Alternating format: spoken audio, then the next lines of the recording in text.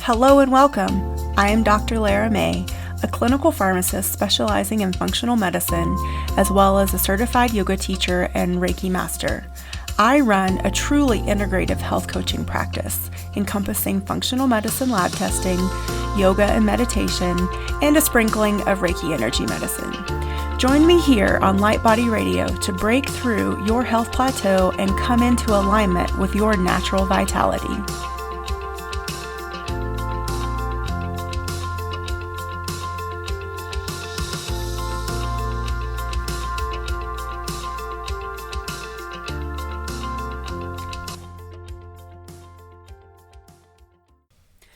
Hello everybody, welcome to another episode of Light Body Radio. I'm your host, Dr. Lara, and today we're going to talk about something kind of difficult, actually really difficult and really hard. I really wanted to talk about addiction, and with the holidays coming, I think probably all of us that are listening know someone that has struggled with addiction. Maybe we ourselves have been that person or someone struggling with addiction, whether it's alcohol, drugs, sex, shopping, social media, digital, something, video games. Really, any of those things can spiral into an addictive pattern if we let them, if we lose control. So I just kind of want to, I guess my intention for this is to understand better addiction and to maybe just get us thinking about our own lives, our own behaviors, and maybe those loved ones around us too. With the holidays, we're going to be around family more, friends more parties, and maybe some of the people we know are sober and will be triggered and will need our support and our help. Or maybe, we have people that we love that are teetering, and this holiday season will send them over the edge, unfortunately. So I think it's good to be aware, like I said, both again for ourselves and for those around us that we love and care about. So addiction involves craving for something intensely, loss of control over its use, and continuing involvement with it despite adverse consequences. Addiction changes the brain, first by subverting the way it registers pleasure, and then by corrupting other normal drives, such as learning and motivation. And although breaking an addiction is tough, it definitely can be done. So let's start with what causes addiction. The word addiction is derived from the Latin term enslaved by or bound to, and anyone who has struggled to overcome an addiction can definitely relate to these words. Addiction exerts a long and powerful influence on the brain that manifests in three distinct ways. The first is craving for the object of addiction. The second is loss of control. And the third is continuing involvement with despite adverse consequences. And for many years, experts believed that only alcohol and powerful drugs could cause addiction, but now we know better. Neuroimaging technologies and more recent research have definitely shown us that even pleasurable activities such as gambling, shopping, and sex can also co-opt the brain in the form of addiction. So nobody starts out intending to develop an addiction, but many people get caught up in its snare. And just some of the latest statistics, nearly 23 million Americans, that's almost 1 in 10, are addicted to alcohol or other drugs. In the 1930s, when researchers first began to investigate what caused addictive behavior, they believed that people who developed addictions were somehow morally flawed or lacking in willpower. And now we know that that's just not the case. And even when we're talking about food addiction, willpower is only one element. Today, we recognize addiction as more of a chronic disease that changes both the brain structure and its function. Just as cardiovascular disease damages the heart and diabetes impairs the pancreas, addiction hijacks the brain. And this happens as the brain goes through a series of changes, beginning with recognition of pleasure and ending with a drive towards compulsive behavior. The brain registers all pleasures in the same way, whether they originate with a psychoactive drug, a monetary reward, a sexual encounter, or a satisfying meal. In the brain, pleasure has a distinct signature: the release of the neurotransmitter dopamine.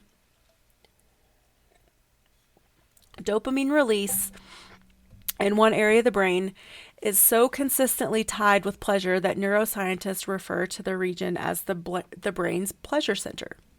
All drugs of abuse, from nicotine to heroin, cause a particularly powerful surge of dopamine in this pleasure center. The likelihood that the use of a drug or participation in a rewarding activity will lead to an addiction is directly linked to the speed with which it promotes dopamine release, the intensity of that release, and the reliability of that release. Even taking the same drug through different methods of administration can influence how likely it is to lead to addiction. Smoking a drug or injecting it intravenously as opposed to swallowing as a pill, for example, generally produces a faster, stronger dopamine signal and is more likely to lead to drug misuse.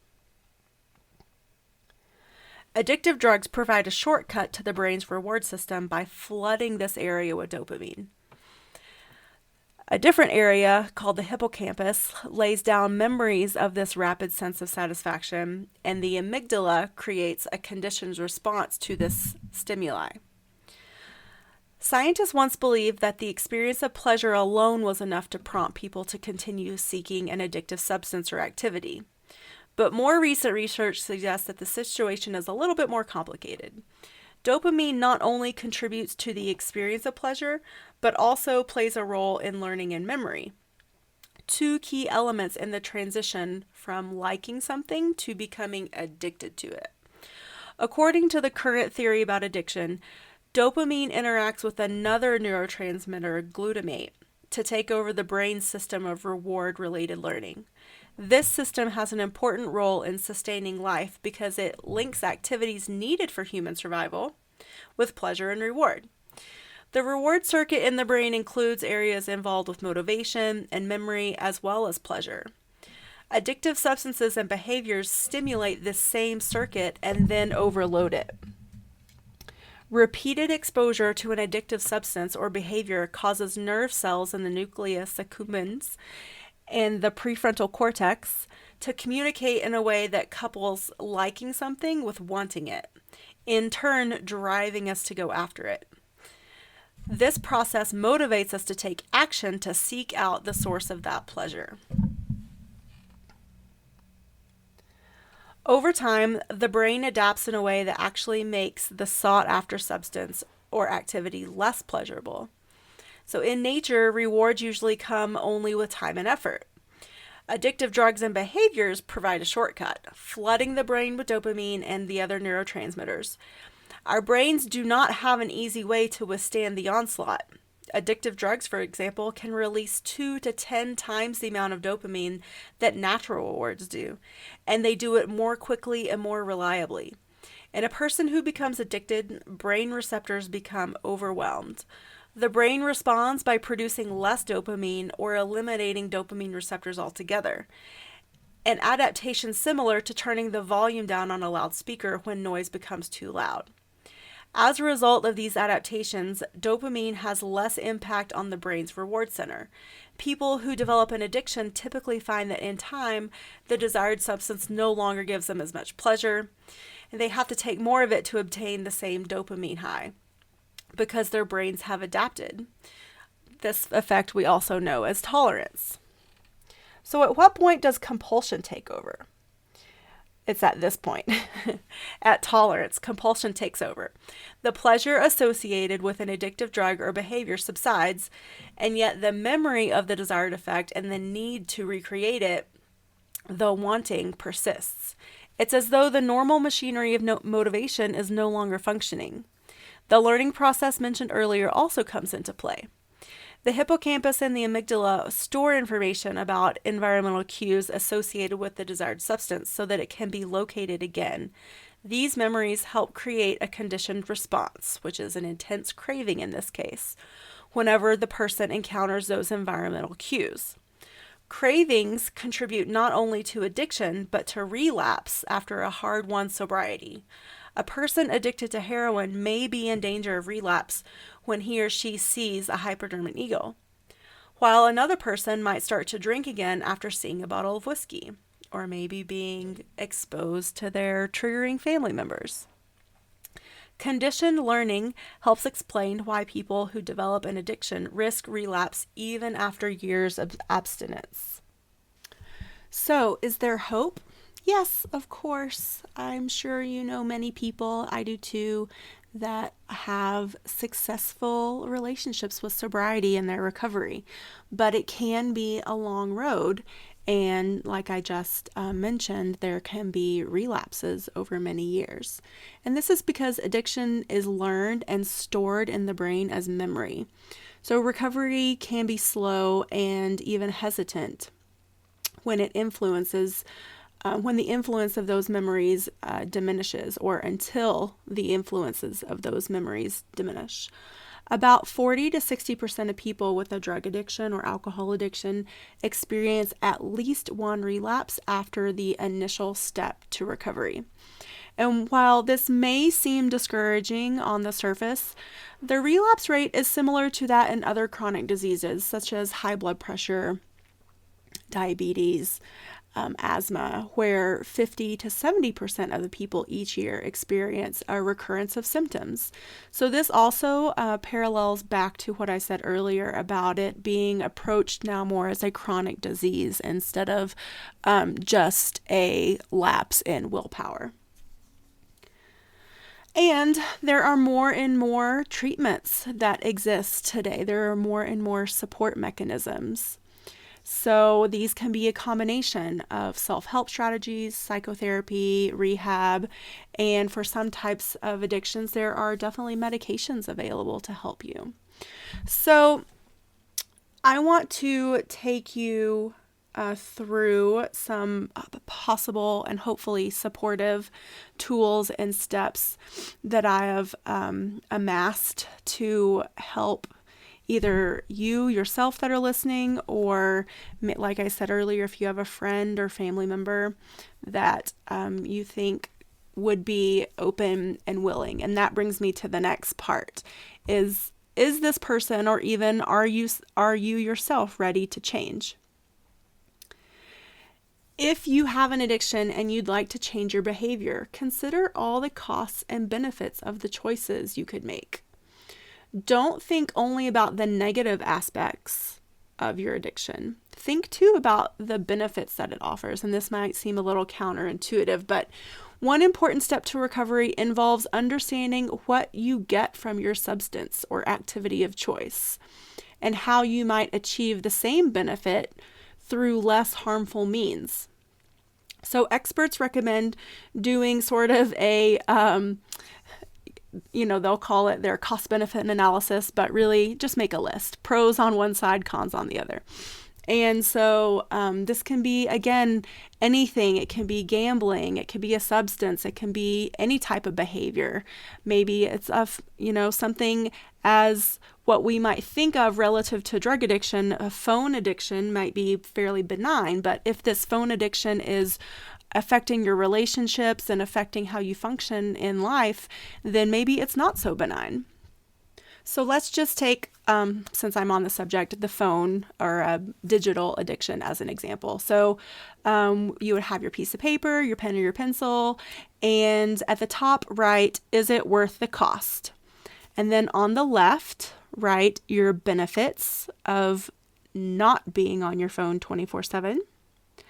And then what did I say? On the left, we'll pick a side, whatever, doesn't matter. And then on the opposite side of whatever you picked, write the benefits of being on your phone 24/7. And then once you have all those listed out, then below that, write the costs of not being on your phone 24/7. And then on the opposite side, right, the costs of being absorbed in your phone constantly. So then comes the what, when, why, and how. And if you decide to make a change, you'll have to sort out exactly what, when, and how you want to change. And that will depend on a lot on your view of the problem. And those who are most invested and motivated to change will have the best chances of success. That seems to go without saying, right? Assuming you want to make a change, the next step is to choose your goals. So ask yourself, when do I want to make this change? Now, a lot of people, especially with drugs and alcohol, will have a very defined bottom where they have reached the ultimate low according to whatever that is for them, and that will instigate this decision of I am ready to change. I am changing right now. And that's awesome. But when I work with patients with smoking cessation or some of these other less severe habits, we'll say, what we do is we set a date of when we want to make the change. And then ask yourself, do you want to stop altogether, or do you just simply want to cut down?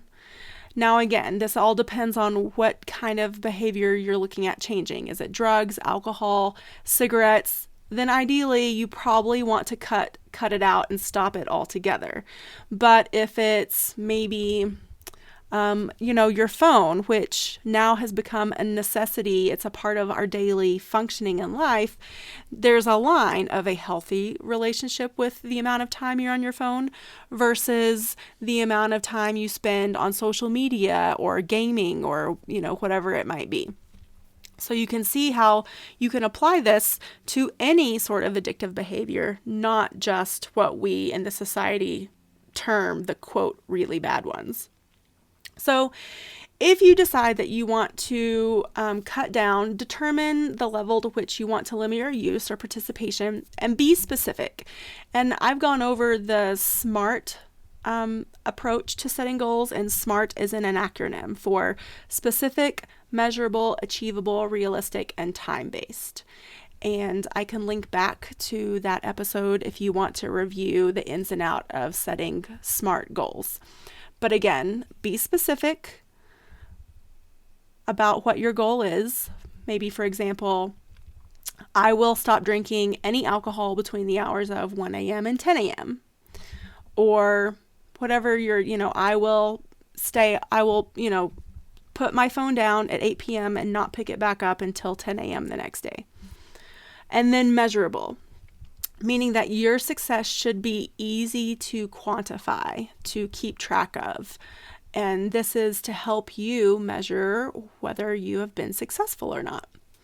Achievable, meaning your goal should be something you are physically capable of doing and something that would be safe for you to do. If you're a chronic drinker around the clock, the sample goal might not be safe without the help of a doctor. I don't know if many of you are aware, but opiate withdrawal will not kill you. You might want to die because it sucks so much, but it won't kill you. But alcohol withdrawal, if you've been a chronic drinker for a long time, then it can kill you. You can have seizures and you can die. So it's important to know and to seek medical advice and professional help, especially if you are seeking help with drug or alcohol or substance abuse. Because even though you might be thinking you're doing something good, it's possible that you could be putting yourself at even greater risk by the way you go about it. So that's important. I really want to make sure everyone hears that. If you're seeking help with drug or alcohol addiction, seek professional medical help, both from a physician and also a psychotherapist, because both of these are part of successful recovery. And then the next R of the SMART is realistic, meaning it's something that you believe you can do, and it's time-based, meaning that you should set a date and a time when you start, and then set intermediate measuring times. So when are you going to examine your progress? And set those at regular intervals. So, it's not to say, you don't necessarily say I have to have completed it by a certain time, but you just want to make sure you're circling back and you're examining where you stand with these goals. So far we've talked about the science, we've talked about setting smart goals. So now we know that addiction literally changes how our brain works and that it is something that's more of a chronic disease. And but now I really want to talk about more of the intangibles, and these are more of the behavioral things, the supportive things, the changing of the mindset, and how we are successful in our recovery. So the first thing that I want you all to know, whether it's you on this path or you're being a supportive loved one, is that it takes courage to be on a healing path. And this can be really scary and sometimes just downright exhausting, whether it's you being the support person or you're the person going through this dark night of the soul addiction. And, it's a lot easier and can feel a lot safer to totally check out and totally fall into this addictive pattern rather than being strong and looking at your triggers and looking at your behavior and looking at how your behavior is, affecting those around you and your relationships and your job and all these things. So one of the first things that I really want to talk and to instill is that if you are putting anything before your recovery, you will lose it. And this lesson applies really to any kind of healing. So instead of just checking out, really step onto your healing path and trust in your healing path. And trust that if you give it the attention it deserves, you will come out on the other side. You will, be the light at the end of the tunnel. So don't rush your recovery. Don't avoid your recovery. Make a commitment and show up for it. You ultimately are doing this for you. And if you're not the person going through this, if you're the recovery person, then be compassionate, be patient with them, be there for them so that they know that they have the support and the love that they need to get through this. So again, know that what you are doing is courageous and it might not be easy, but you can do this if you are committed to yourself, your recovery, and your love for yourself and those around you. So the next part takes me to treat yourself with compassion. And wherever you are, show up with compassion. Don't judge yourself. That's not productive. You can't change what's happened in the past, but you can change your behavior from now and into the future. So, when something comes up that we need to heal, it can be terrifying. It can be scary and debilitating.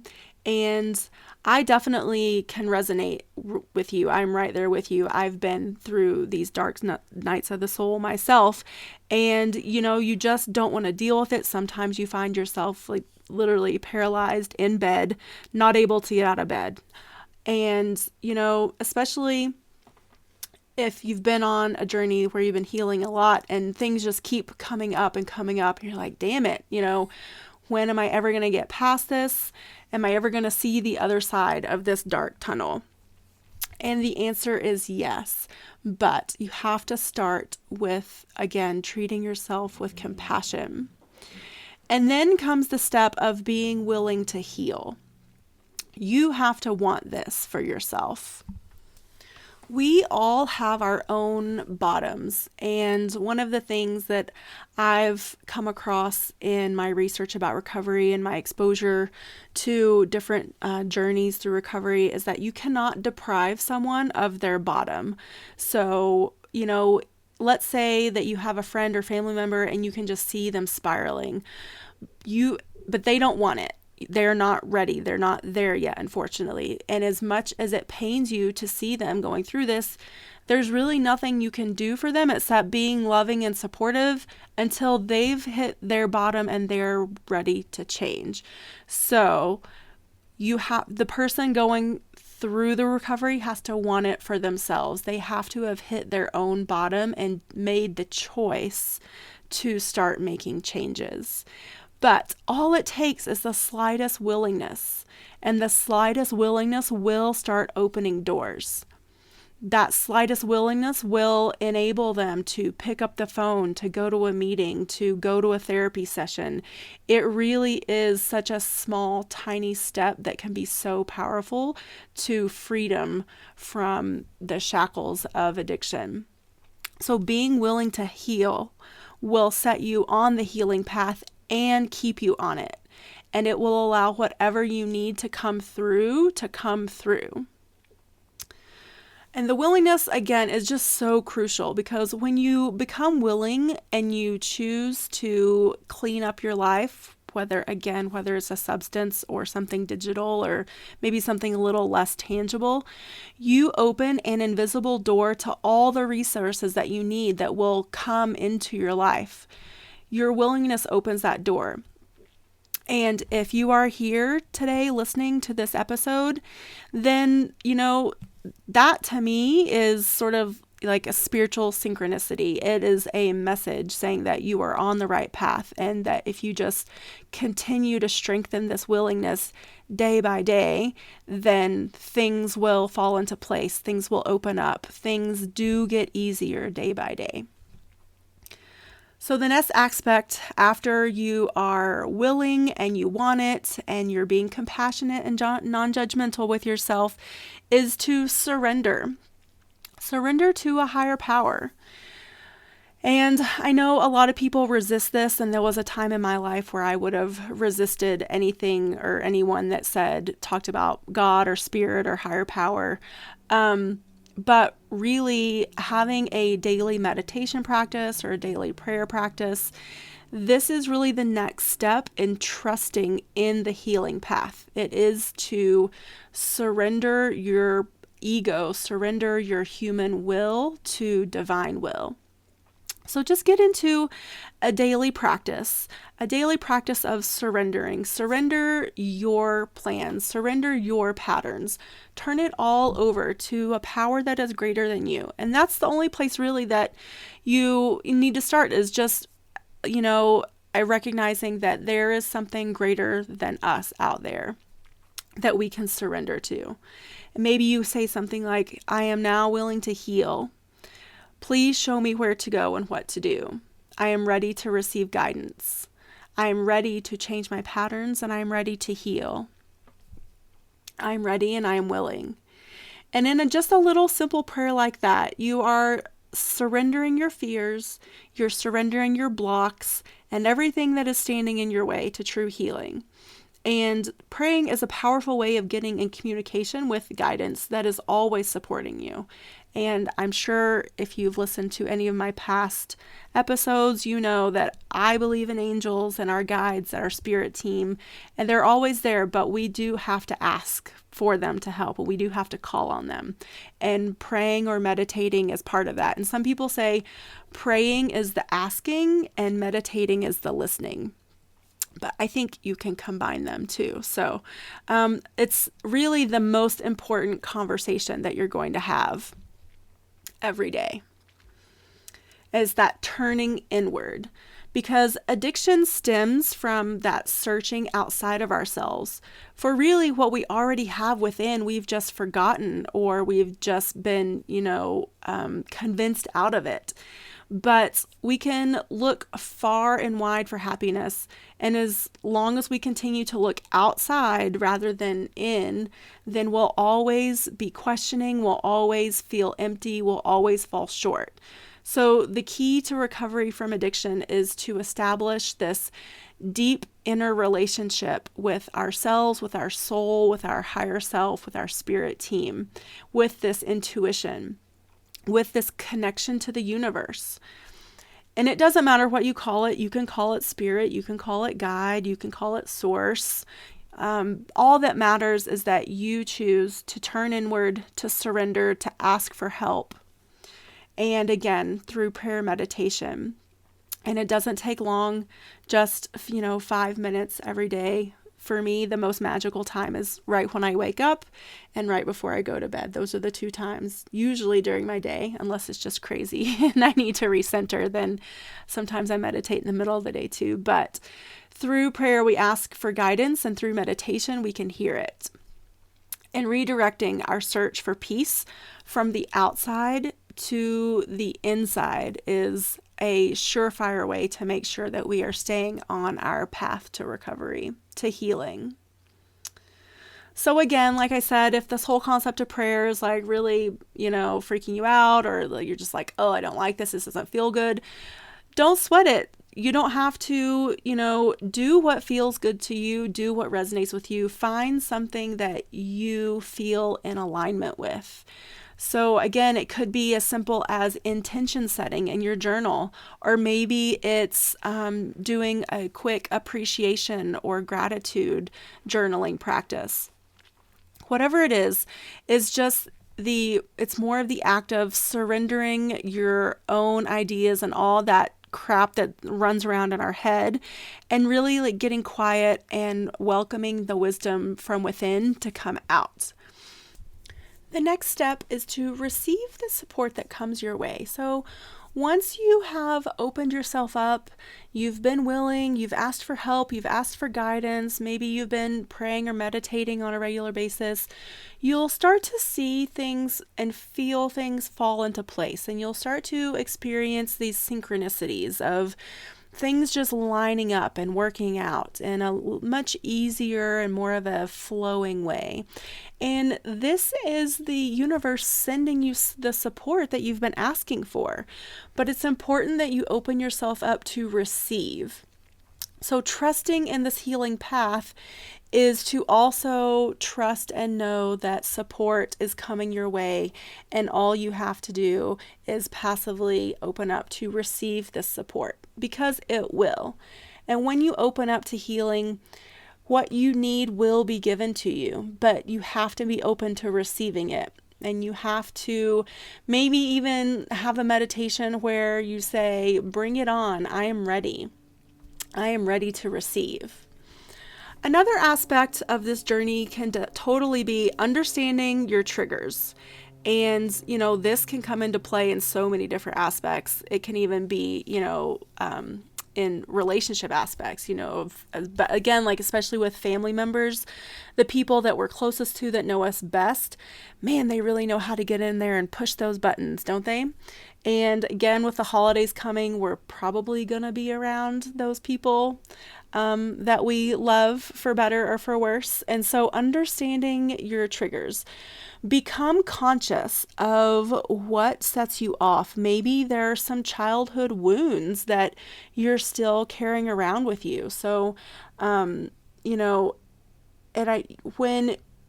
let's say like you don't live in the same town that your family is, but you go home for a holiday, and it just seems like sometimes you're just thrown back into this role of, whichever sibling you were, whether you're the oldest or the youngest, or maybe you're stuck in that path of the family always like perpetually sees you as like this like 17-year-old kid always in trouble, or, whatever it is.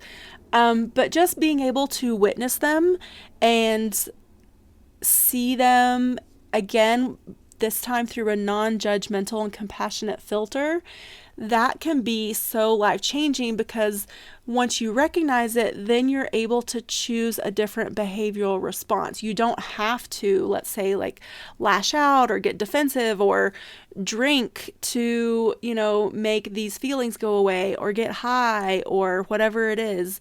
You can say, I recognize this. I am not this person anymore.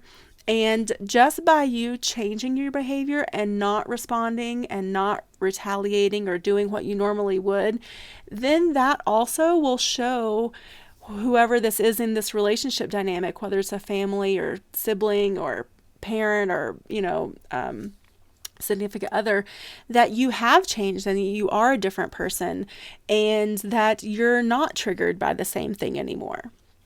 So, the another aspect of this that can be really helpful, especially during really trying times, is finding that support, finding that friend, that loved one, someone that has been through a similar experience and that can totally relate. And Gabrielle Bernstein calls these spiritual running buddies. So it can help if it's someone also that has a similar spiritual practice as you do. But really, it's all about you. When you make these shifts in your life, your energy changes and you will attract new people. And so your family or your friends might notice, hey, you seem different since you put down that drink, or, like you're not getting high on a regular basis anymore, or whatever it is. And that's okay. You're not better than anyone. You've just chosen to wake up. And so you'll notice that you're, who you vibrate, what I call, like, you vibrate in people and you vibrate out people. And that just means that wherever it is that you're hanging out on your energetic level, you're going to attract those same people. So if all of a sudden you wake up one day and you're like, damn, there's a lot of negative people around me, maybe take that as a cue, especially if you don't want to continue to feel that way, to maybe like look to see, are you doing a lot of commiserating? Are you also sort of perpetuating some negative attitudes and negative behavior? And take that as an opportunity to examine and to maybe choose again. So I have definitely, again, throughout my journey, have found that when I have a spiritual running buddy, that it makes life a lot easier to deal with, for lack of a better way to put it. So because regardless of what's happening, either with work or with a significant other, I always have that person that I can say, hey, this happened, but instead of, reacting or retaliating, I did this instead. Or, man, this really triggered me today, but at least I recognized it. And, sometimes we still go down the rabbit hole, and that's okay. But just having that person that really, loves us unconditionally and doesn't judge us, and also sees us with that same compassion, it helps us cultivate those things in ourselves. So again, find those friendships, find those people, find those spiritual running buddies. And, at last but not least, take every day, one day at a time. Take your recovery one day at a time, because every day is different. And if we start looking out into, the future, then all of a sudden we can get really overwhelmed and really scared and really sometimes defeated. And, maybe even think, well, what's the point of even getting started? But really, it is a 1 minute at a time thing. It's a 1 day at a time approach, and no changes happen overnight with anything, regardless of what you're doing. So again, don't rush it. Don't avoid it, and make the commitment to show up for yourself and be present in each moment, because that's when we can really make those changes and we can make that progress, is when we're present. Even when we are catching ourselves in our old cycles, that is when the magic is happening, because we can say, oh my God, this usually would have thrown me down this spiral, but today I chose something different and I didn't do it. Or, damn it, I was sucked into it once again. Why is it, when I'm around this one person or around this group of people, that I just get sucked into this pattern of behavior? And at least you're aware of it, so that next time you're around that situation, you can hopefully be even more aware and choose again. So it's a really empowering process. Recovery and healing. And I don't know if people really talk about how disempowering. We talk about the numbing that we do with our substances and our behaviors, but really all we're doing is disempowering ourselves. We're, shutting things out. We're shutting ourselves down. But when we are involved in our healing path, then we are empowered, we are making deliberate and intentional choices, and we are at that precipice of where we can really create a life that we love and that we want to be involved with. So in the notes section for today's episode, I'm going to put some recovery resources on there too. So for any of you that don't know where to turn or looking for something, there's some books and some organizations that I'm going to link to. And you'll definitely find a link to one of Gabrielle Bernstein's blogs about her own recovery, because she put together this fabulous list of resources that you might find helpful. And there's a bunch of different ones. So depending on where you are and what you're looking for, I'm sure you'll find something that you resonate with. And as always, I hope to hear comments about your own experiences and your own journey if you're willing to bring those forward. I hope that this is a safe, compassionate, non-judgmental space for you to be vulnerable and open. And I would love to hear about your healing path and your healing journey. And I hope you all have a fabulous holiday season coming up. And if there's anything that you would like specific support with or specific episodes on, please let me know. As always, you can find me on Facebook, Instagram, and Twitter at Dr. Lara May. That's at DrLaramay. And definitely check out my website for upcoming workshops and events and specials that I'm running. And that's on my website, drlaramay.com. So I will catch you on the flip side. Namaste.